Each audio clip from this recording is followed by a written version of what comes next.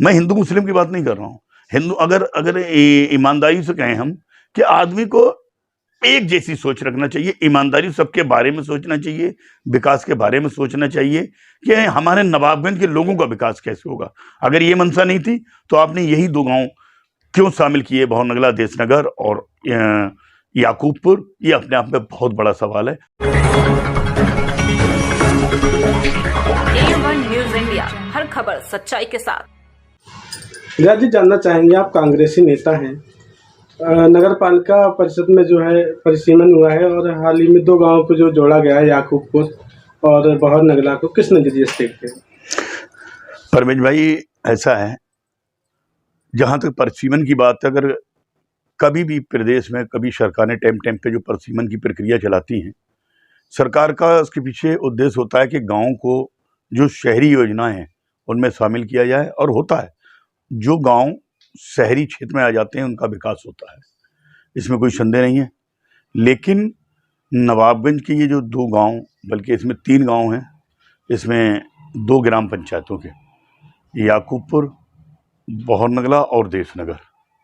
तो आप देखेंगे भौरनगला में 2400, भौरनगला देशनगर में 1800 वोट है, जिसमें मात्र 300 वोट मुस्लिम है।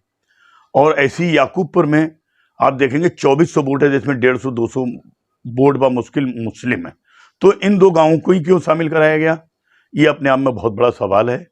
और सबसे बड़ी बात यह है कि आप अगर रकबे की बात करते हैं कि नगर से सटे हुए गाँव हैं, तो नगर से सटा हुआ सबसे पहला गाँव हमारा नया पुल शुरू होता है, शमशान भूमि है, ये रकबा ईन जागीर में शुरू हो जाता है। ईन जागीर को भी इसमें शामिल करना चाहिए था। अगर आप विकास की बात कर रहे हैं, गाँव के विकास की तरक्की के, गाँव की तरक्की की बात जो कर रहे हैं, और ये शासन से अपने आप नहीं हो जाते हैं, इसमें किसी न किसी नेता को लगना पड़ता है। सब लोग जानते हैं जो नेता इसके पीछे लगे थे, जिनकी मंशा थी, उनका पिछले 2 चुनाव वो हार चुके थे, और अब वो किसी भी हाल में ये चुनाव जीतना चाहते थे। उनका उद्देश्य सिर्फ चुनाव जीतना है, गांव के विकास से उनका दूर दूर तक कोई ताल्लुक नहीं है। अगर गांवों से के विकास का ताल्लुक या उनके दिमाग में ये बात होती तो रिछोला किफायतुल्ला, जिसकी सीमा नवाबगंज से बिल्कुल सटी हुई है, ईन जागीर की इधर पुल से सटी हुई है, भौरनगला और देशनगर तो यहाँ से इन गाँवों के मुकाबले थोड़े दूर हैं। तो ये एक राजनीतिक स्टंट है, एक राजनीतिक उनका पैतरा है जो चला है भाजपा नेता ने। और लेकिन मैं इतना जरूर कहूँगा कि गाँव को जोड़ लेने से वो इस तरह से चुनाव नहीं जीत सकते। अगर ये है तो ये तो एक चीटिंग है। चुनाव ईमानदारी से आके लड़ना चाहिए, एक बिल्कुल स्वच्छ प्रक्रिया होना चाहिए।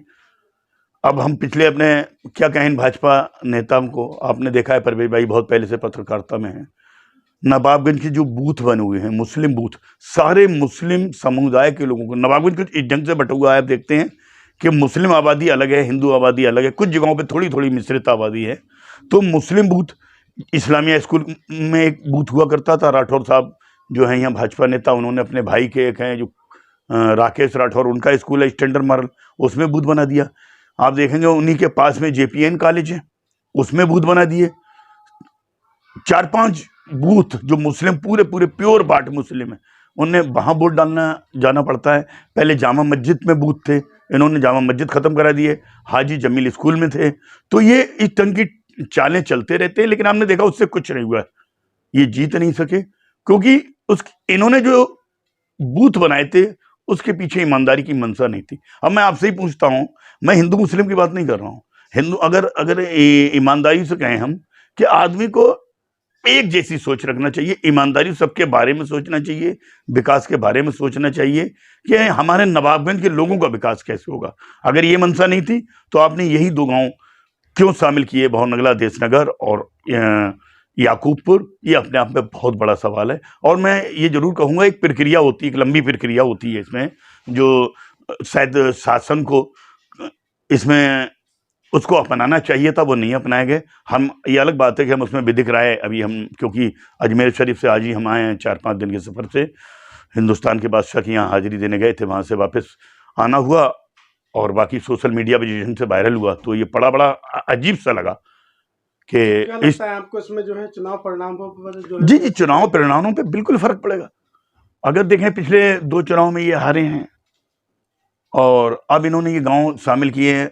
मैंने आपको जैसे बताया कि 2400 वोट याकूबपुर में, सिर्फ 150 वोट मुस्लिम, और यहाँ 300 वोट हैं सिर्फ मुस्लिम आपके देशनगर भवन नगला में। तो क्यों नहीं पड़ेगा इसमें? इनके 4000 वोट समथिंग बढ़ जाएंगे ढंग से अगर आप देखेंगे तो चुनाव तो बिल्कुल प्रभावित होगा। लेकिन हाँ, इतना जरूर कहूँगा, जो इनका मंशा थी कि सारे हिंदू, भाई भवन नगला के बहुत सारे हिंदू भाई ऐसे हैं जिनके हमने बहुत जीवन भर उनके काम किए हैं। बहुत ऐसे समुदाय, याकूबपुर के लोग तो शायद इनके कभी कोठी पर नहीं गए होंगे राठौर साहब के, हमारे पास ही आते हैं लोग काम कराने, चाणकपुरी के लोग आते हैं। तो लेकिन परवेज भाई वो अलग विषय है। अब कहना ये है कि इसमें जो हमारे यहाँ के प्रशासन, लोकल बॉडी के अधिकारी हैं, नगर पालिका के हमारे यू हैं, इनका हम ये देख रहे हैं कि इनका किस हद तक रोल है। और ये वाकई जिस ढंग से ये प्रक्रिया क्या पूरी हो चुकी है और या नहीं हुई है, तो हम उसमें विधिक राय ले रहे हैं, हम इस पर आपत्ति करेंगे। इसमें बहुत लंबी वो होती है, आपत्ति का समय हम लोगों को नहीं दिया, चुपचाप सारी प्रक्रिया, हर चीज़ का गजट जो कराया जाता है उसमें कोई भी प्रक्रिया नहीं है, सब गुपचुप तरीके से हुई है।